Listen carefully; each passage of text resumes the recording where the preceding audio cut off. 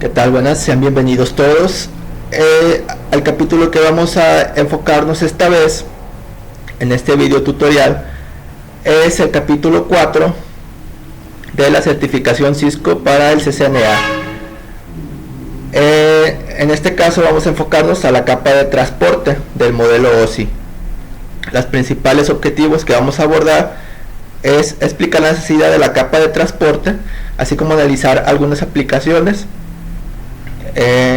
más que nada los mecanismos que usan los protocolos principales, que en este caso son dos, que vamos a ver a detalle en este capítulo, que es el protocolo TCP, que es un protocolo orientado hacia segmentos, y el protocolo UDP, que es un protocolo orientado a datagramas de usuario. Hay que decir que la capa de transporte es la responsable de la transferencia de datos de extremo a extremo. Del lado derecho nosotros tenemos una representación de las 7 capas del modelo OSI. En capítulo anterior nosotros vimos las 3 capas superiores que tenemos aquí en el gráfico, que es la capa de aplicación, presentación y la capa de sesión, todas englobadas en una sola capa del modelo TCP/IP, que es la capa de aplicación. Ahora lo que nosotros vamos a necesitar es una capa que sirva como puente, que organice y que tenga control sobre esa transferencia de datos entre las aplicaciones. De ahí surge la necesidad de la capa de transporte. La capa de transporte nos va a brindar las siguientes funciones, que es permitir que las aplicaciones se comuniquen a través de la red. También nos va a garantizar la entrega confiable de esa información, tanto de manera ordenada y a la aplicación correcta, y vamos a emplear en esta capa de transporte métodos para el mecanismo para detección de errores y acuse de recibo. Las principales funciones que va a desempeñar la capa de transporte en las comunicaciones de red es el seguimiento de las comunicaciones individuales entre las aplicaciones, tanto de origen como de destino. Va a segmentar esta información para transmitirla, va a dividirla en pequeños segmentos de red para ser transmitidos, así como también en la aplicación de destino. En el usuario destino va a reensamblar esos segmentos de red para poderlos mandar a la aplicación correspondiente, ¿no? La identificación de las diferentes aplicaciones para cada segmento. En la capa de transporte nosotros vamos a tener diferentes protocolos. Hay protocolos que son más orientados hacia las funciones básicas. Lo único que nos va a interesar es que sea la entrega eficiente de la información a las aplicaciones adecuadas. Estos protocolos son empleados muchas veces en aplicaciones que no son tan sensibles a las demoras. Y otro tipo de protocolos son protocolos de entrega confiable, donde nosotros tenemos que la información, nos interesa más que la información se entregue completamente. Para eso vamos a necesitar más recursos de red. Por lo tanto, también son protocolos que tienen ciertas pequeñas demoras, pero al mismo tiempo garantizan la entrega de la información completa, ¿no? Ese tipo de protocolos, lo que vamos a tener con ellos es que van a aumentar el tráfico en nuestra red, porque tienen reenvíos de paquetes, reenvíos de segmentos, que nos va a demorar, que nos va a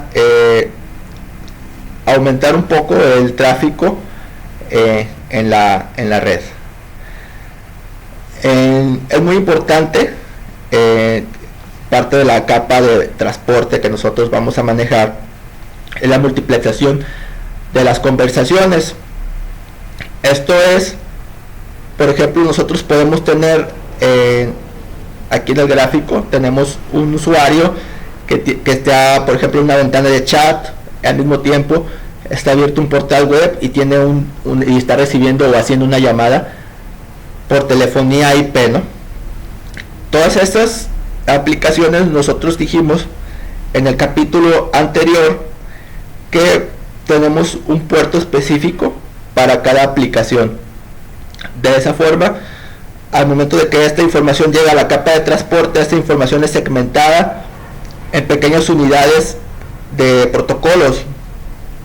Esos segmentos se multiplexan. Esto quiere decir que todos estos segmentos nosotros los podemos transmitir al mismo tiempo por la misma canal de comunicación.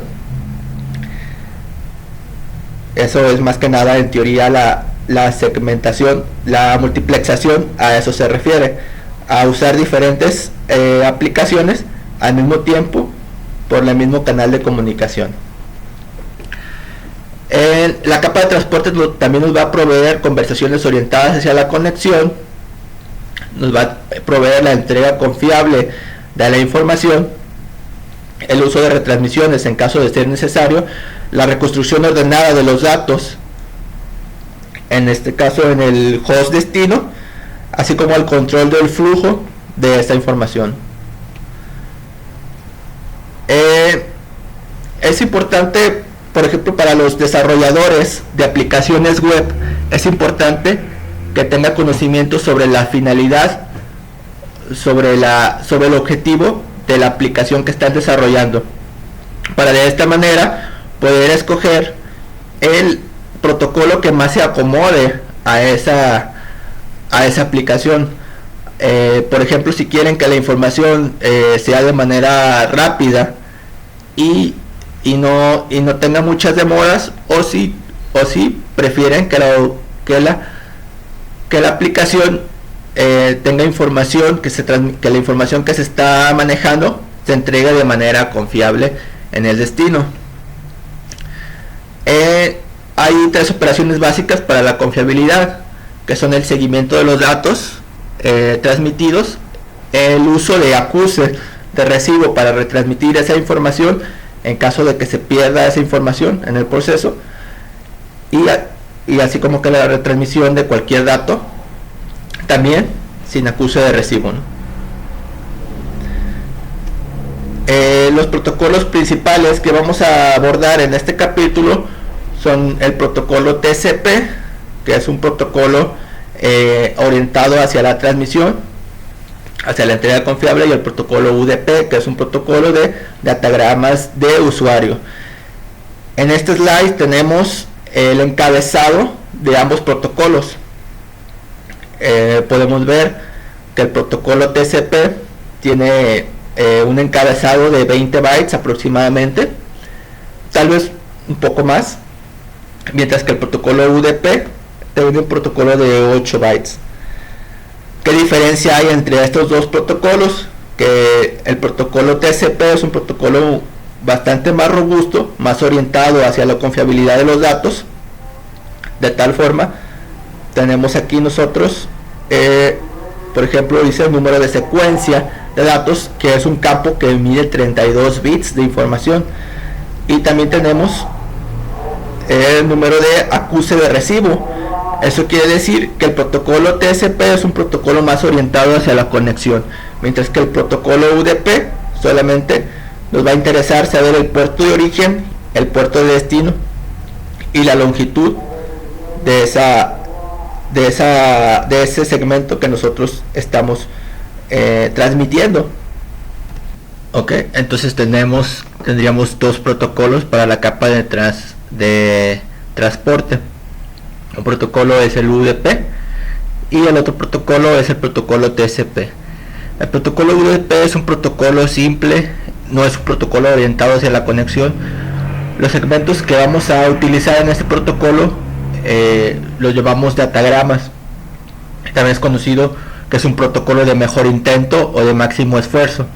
Eso quiere decir que la información que se transmite no necesariamente debe de llevar un orden, sino simplemente en el destino se va procesando esa información tal cual se va transmitiendo en el momento.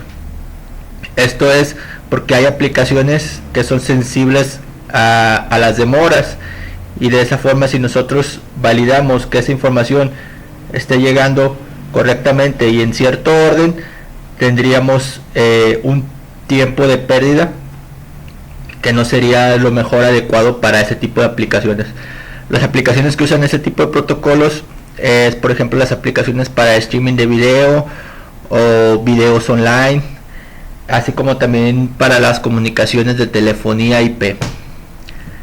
El otro protocolo también muy implementado en la capa de transporte es el protocolo TCP.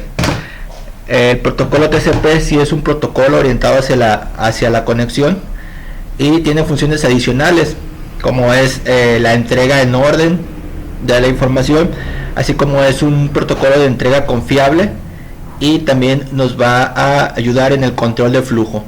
Algunas aplicaciones que utilizan estos protocolos son, por ejemplo, las aplicaciones para email o algunas aplicaciones para transferencia de archivos.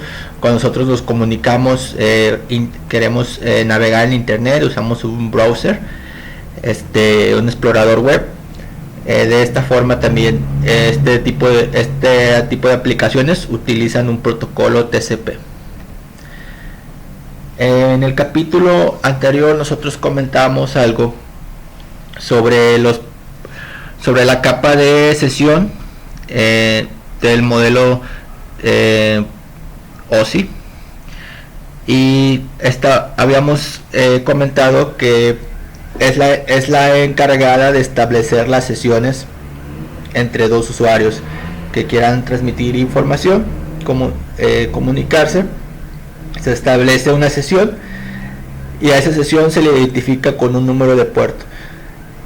Estos puertos son la base también de las comunicaciones para los protocolos, tanto TCP como UDP. Aquí tenemos un gráfico donde tenemos el puerto 80, que es un puerto ya conocido para servicios de HTTP. De la misma forma tenemos el puerto 110 para servicios de post office, para servicios de internet. Cuando nosotros cada segmento de datos, nosotros enviamos esa información, cada segmento que va a contener un encabezado, y en ese encabezado se va a especificar el número de puerto, tanto de la información de origen como la información de destino. Normalmente nosotros vamos a utilizar, por ejemplo, si nosotros queremos enviar una petición a un servidor web para que nos resuelva una página, en este caso tendríamos que usar el puerto conocido, que es el puerto 80 en el servidor web, que es el puerto asociado a este servicio, y el puerto que nosotros vamos a utilizar en nuestra PC es un puerto aleatorio. Ese puerto puede ser muchas de puertos que hay, que se selecciona aleatoriamente y se va a asignar también para que el servidor nos responda mediante este puerto. Puertos, como dijimos, son puertos aleatorios que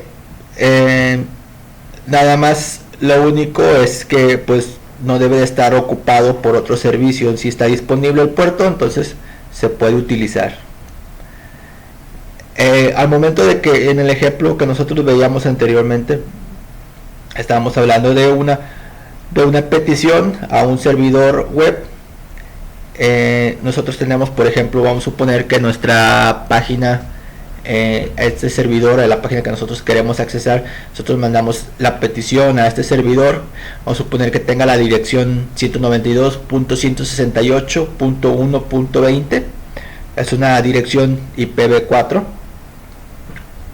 y luego tenemos dos puntos y el puerto al que nosotros nos vamos a conectar. A esta asociación entre la dirección IP de la capa de red y el puerto que nosotros vamos a entablar la comunicación se le llama socket.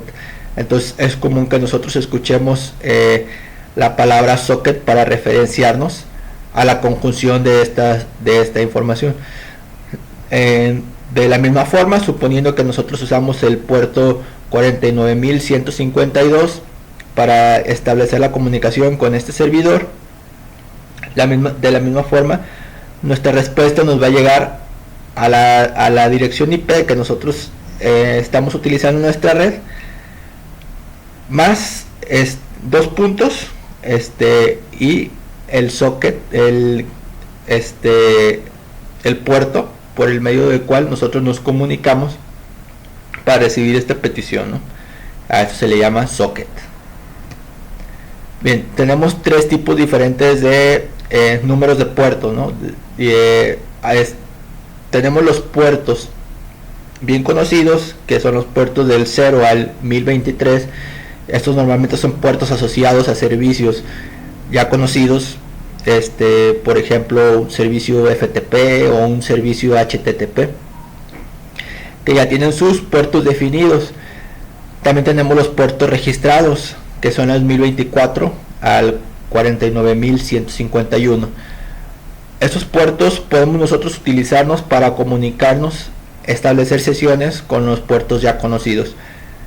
De la misma forma, los puertos dinámicos o puertos efímeros o privados también se utilizan, y nuestra máquina va a escoger un puerto aleatoriamente para comunicarse con uno de estos servicios ya conocidos según lo requiera. En nuestro ejemplo anterior, nosotros vimos que nos comunicamos con un servidor web por medio del puerto 49152, que es un puerto, en este caso es un puerto efímero. Bien, lo que tenemos con TCP, en cada segmento de TCP nosotros vamos a tener lo que es un encabezado. En ese encabezado vamos a tener un número de secuencia. El número de secuencia para cada paquete, para cada segmento, le va a servir a este protocolo simplemente para poder reensamblar todos los segmentos que se transmiten en el mismo orden en que fueron estos transmitidos, ¿no? A diferencia de UDP, nosotros no tenemos un número de secuencia, no tenemos un encabezado en el encabezado, por lo tanto la transferencia es bastante más rápida. Siempre hay que tener en cuenta que una aplicación que utiliza UDP debe tolerar el hecho de que no lleguen todos los segmentos en el mismo orden en que fueron enviados. Esto es lo que permite a TCP tener el nivel de confiabilidad que es como protocolo, ya que es un protocolo bastante más confiable que UDP. TCP es un protocolo orientado hacia la conexión. Eso quiere decir que nosotros vamos a establecer una sesión con el servidor, con el otro usuario. Vamos a establecer sesiones antes de empezar a enviar información.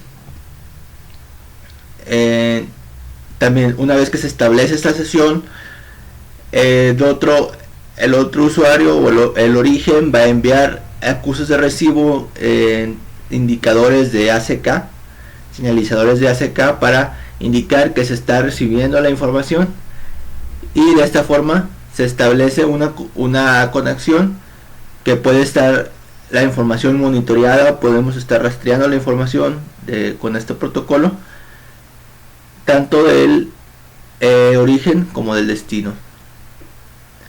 Ahora, ¿cómo se establece estas conexiones, estas sesiones? Nosotros al momento de utilizar este protocolo de TCP, vamos a usar un puerto tal como nosotros lo venimos usando. Tenemos puertos dependiendo del servidor, dependiendo el servicio que vamos a usar, tenemos puertos. Una vez que nosotros tengamos utilizando un puerto, nosotros vamos a tener un puerto abierto para una aplicación. Eso quiere decir que eso significa que la capa de transporte va a aceptar y procesar los segmentos direccionados a este puerto. ¿Sale? Una manera de mejorar la seguridad de un servidor es restringir el acceso al servidor a todos aquellos puertos asociados con los servicios y aplicaciones accesibles solamente a solicitantes que estén autorizados. Bueno, para entablar una conexión, para iniciarla, establecer la sesión entre los usuarios, vamos a utilizar vamos a suponer aquí que vamos a querer abrir una sesión para transmitir unos segmentos en TCP. Entonces vamos a establecer una sesión va a ser a través de un intercambio de señales que se llama intercambio de señales de 3 vías.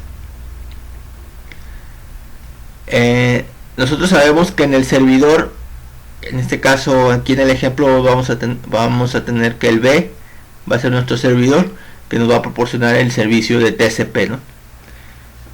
Entonces, como nosotros en cada servidor vamos a tener, sabemos que ahí trabaja una aplicación que se llama Daemon, que es una aplicación que va a estar monitoreando constantemente va a estar monitoreando las peticiones de los usuarios. Entonces, como paso 1, lo primero que vamos a hacer, el cliente va a abrir la conexión. El cliente va a enviar un segmento que contiene un valor de secuencia inicial junto con el señalizador SYN. En este caso nosotros vamos a utilizar dos señalizadores, el señalizador SYN y el señalizador ACK. Un señalizador no es más que en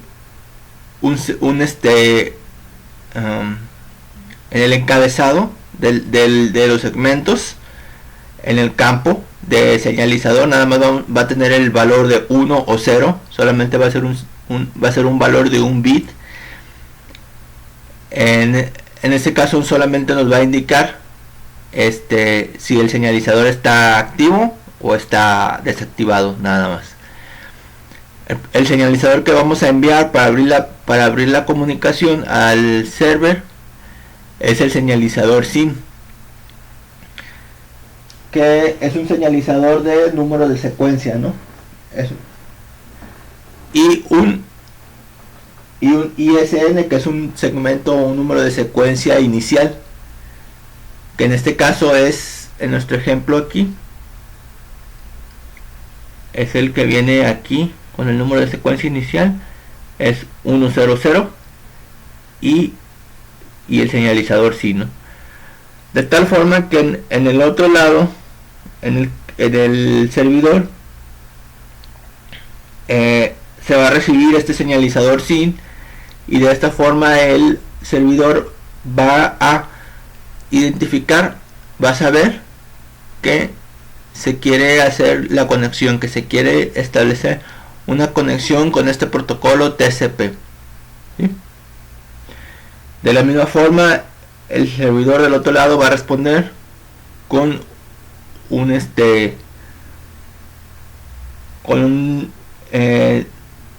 con su propio número de secuencia, con su propio número de sincronización, y también va a mandar un ACK, que es el otro señalizador que tenemos, que es un acuse de recibo.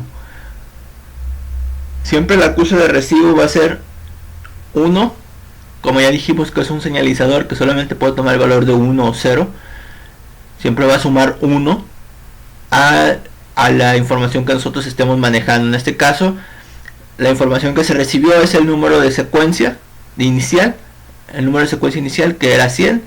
Entonces el ACK que se va a contestar es el 101, es el ACK que va a mandar junto con su número, con su secuencia de sincronización, ¿no? Con su número de sincronización.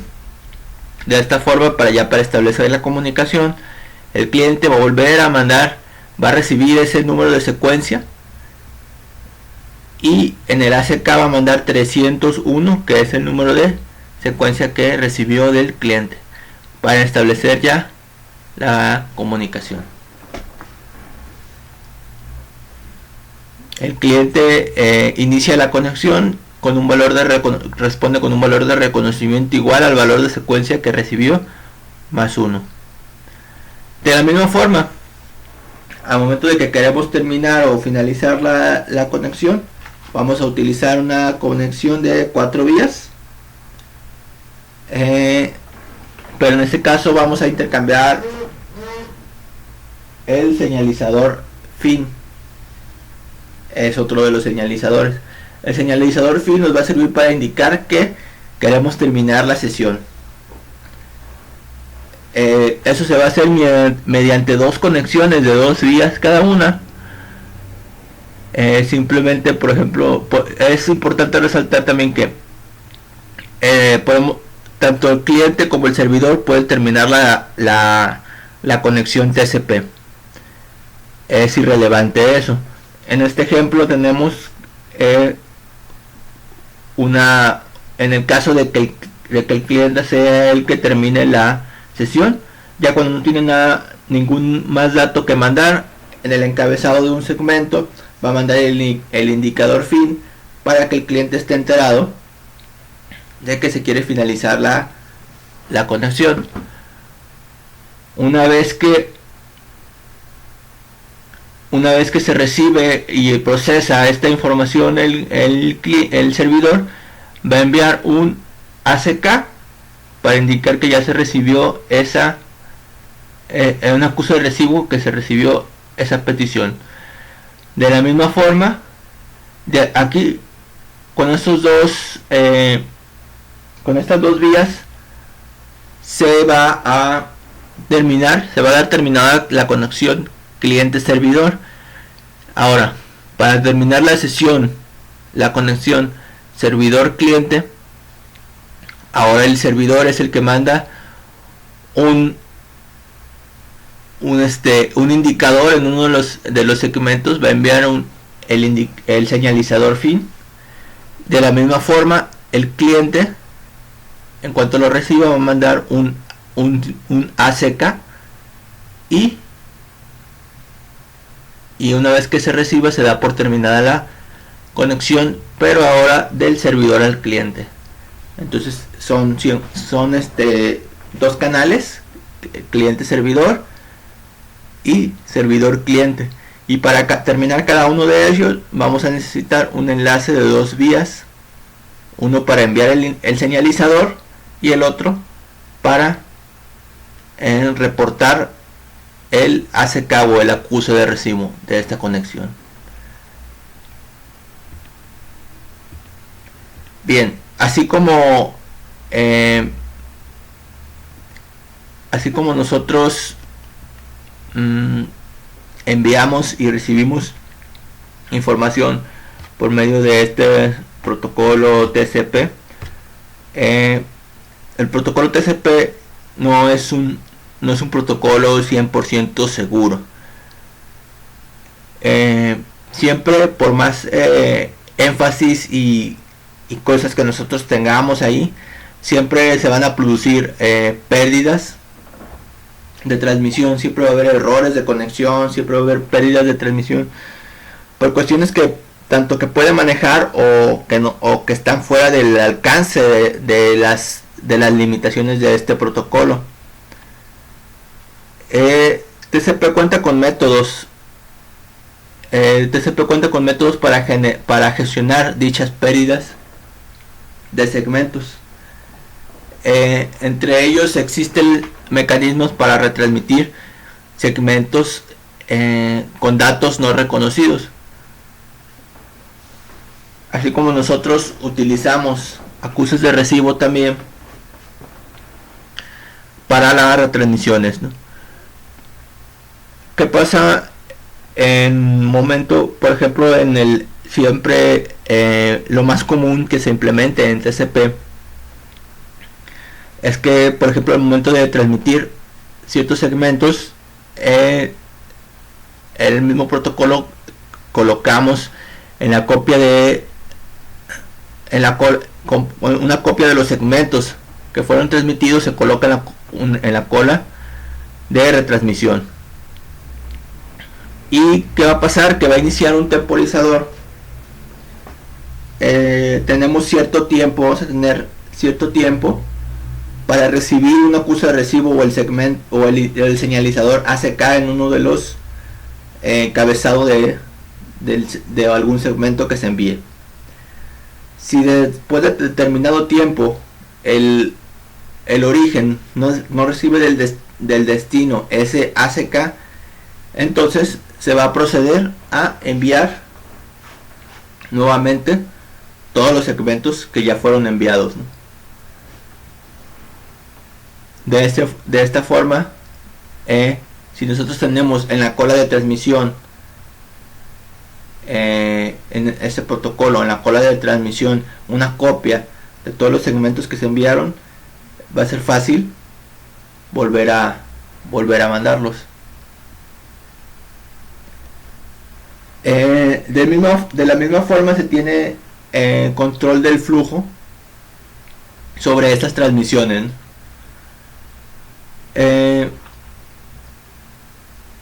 Aquí nosotros tenemos en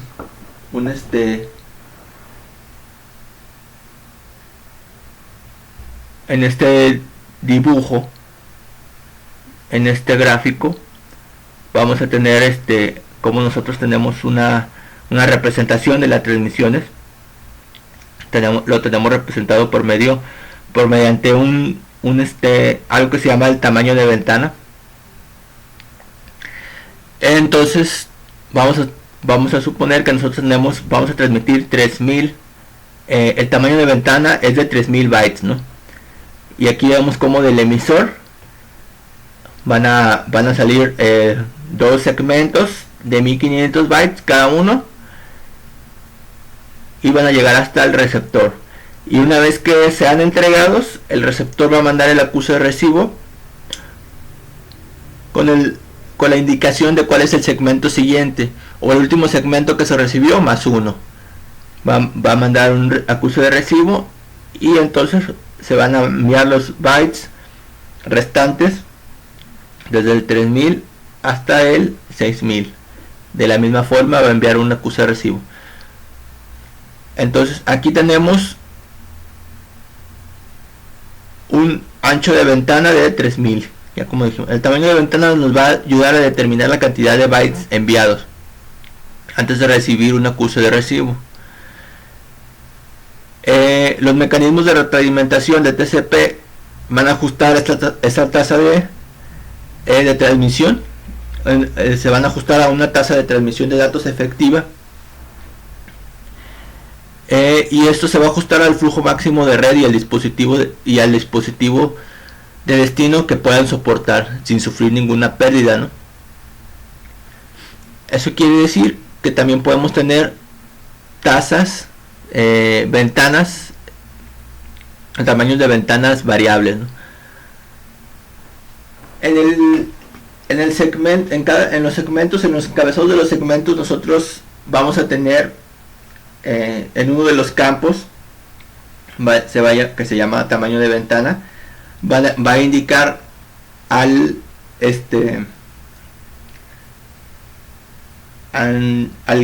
va a indicar cuando se transmitan estos segmentos TCP, nos va a indicar cuál es el tamaño óptimo de ventana que podemos utilizar para las transmisiones. Se pueden utilizar tamaños de ventana dinámicos dependiendo de cómo se ejecute la transferencia de la información. En este ejemplo tenemos un ejemplo de qué pasaría si hubiera una congestión en la red, por ejemplo, y nos estuvieran recibiendo completamente la información que queremos enviar. De la misma forma vamos a tener en nuestro ejemplo, en nuestro gráfico, vamos a tener un tamaño de ventana de 3000 y vamos a enviar toda la información por segmentos de 1500 bytes. Se envían segmentos de 1500 bytes, se envía el acuse de recibo que nos va a indicar que el siguiente byte es el 3001, se envía otra vez los segmentos, pero existe un problema de congestión, por lo tanto no se están recibiendo todos los segmentos. En uno de los segmentos solamente se pierden algunos bytes. Por lo tanto, una vez que se reciban estos, el receptor va a enviar al emisor un acuse de recibo con los bytes siguientes que no ha, del segmento que no ha recibido, y también va a enviar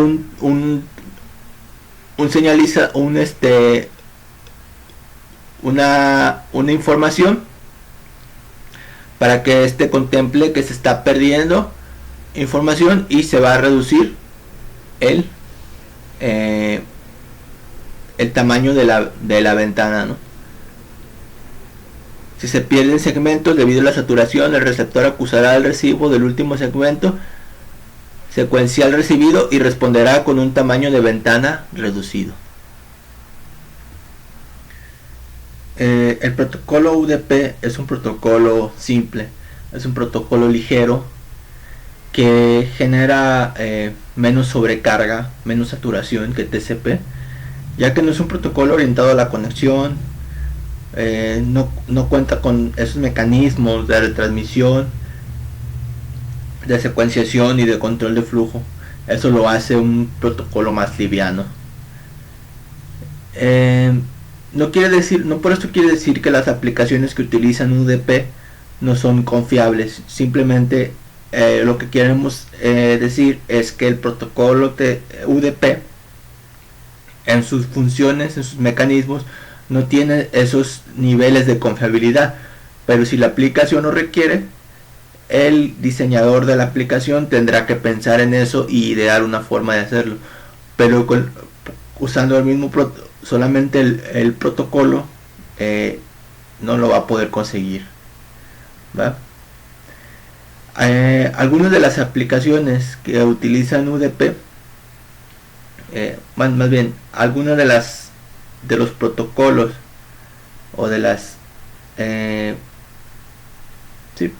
de las aplicaciones de UDP vendrían siendo, por ejemplo, en el DNS para resolución de nombres de dominios, o el protocolo de administración de protocolo simple de administración de red, SNMTP, o el protocolo que nosotros utilizamos para la configuración dinámica de host, DHCP, protocolo para la información de enrutamiento,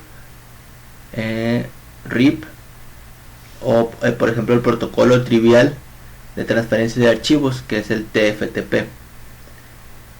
Algunas de las aplicaciones que utilizan este tipo de protocolos pues son, por ejemplo, las aplicaciones como de juegos en línea, cuando nosotros queremos o al momento de enlazar una llamada a través de voz sobre IP. Más bien, lo que tienen de característicos estas aplicaciones es que la comunicación debe efectuarse tal cual, fluidamente, ¿no? Porque si se utilizara, por ejemplo, un protocolo TCP, al momento de que detectara que se están perdiendo información, las va a retransmitir, y esto sería más dañino para las aplicaciones. O sea, las pequeñas pérdidas serían más dañinas que las retransmisiones y todo lo que se generaría en caso de que sucediera esto. Por eso se implementa este tipo de protocolos UDP, para evitar ese tipo de saturación, de retransmisiones y de largas esperas para que la información esté llegando, cuando se necesita que la información esté de forma fluida y rápida. Y de alguna forma toleramos, de alguna forma las aplicaciones se tolera que haya pequeñas demoras y pequeñas pérdidas de información. Eso no tiene mucho que ver, ¿no? Por lo tanto, se dice que el protocolo TCP, el protocolo UDP, es un protocolo que está basado en transacciones.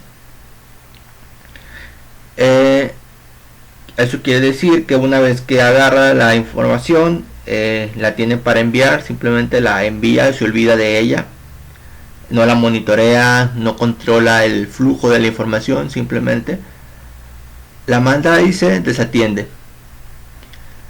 Así, de esa misma forma también se pueden segmentar esa información. El PDU de UDP se conoce como datagramas, que es así nosotros lo conocemos. Los pequeños segmentos de información que llevan el contenido UDP se llaman datagramas. Al momento de que nosotros, aquí venimos en la imagen, como tenemos que los datagramas pueden tomar diferentes rutas. Al momento de que se envía esa información al usuario que la requiere, al servidor, y luego al usuario del servidor al usuario que la requiere, esos segmentos de UDP se van enviando tal como vayan llegando a ser transmitidos, ¿no? Y de la misma forma, tal como se van reensamblando en el destino, tal como vayan recibiéndose. No existe en UDP una manera de secuenciar la información. Bueno, el protocolo en sí no utiliza esos métodos de secuenciación, de supervisión, de control de flujo. No utiliza nada de eso. Por lo tanto, simplemente tal como llega la información, de esa misma forma el destino la entiende.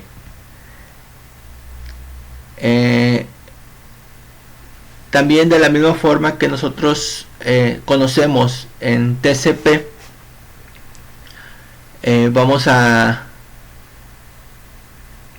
utilizar un servidor, una aplicación en ese servidor que va a estar escuchando las peticiones, va a estar escuchando las solicitudes de las personas, de los usuarios. Va a establecer una conexión con ese puerto.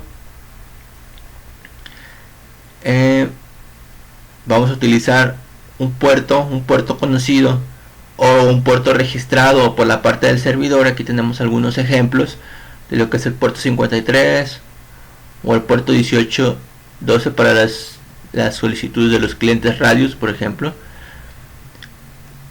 Y de la misma forma se va a asignar en el cliente que va a iniciar la comunicación, que va a iniciar la conexión, un puerto UDP al azar de un cierto rango dinámico de puertos que se pueden utilizar para entablar esa conexión entre cliente servidor, ¿no?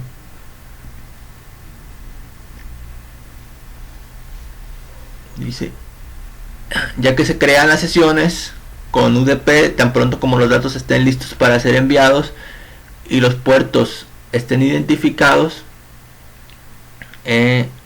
UDP puede formar el datagrama y enviarlo a la capa de direccionamiento. ¿Sí? Entonces no tiene mucho más que ver en sí lo que viene siendo UDP. Aquí tengo una imagen, lo vemos algunas de las principales características de las que vimos en este capítulo.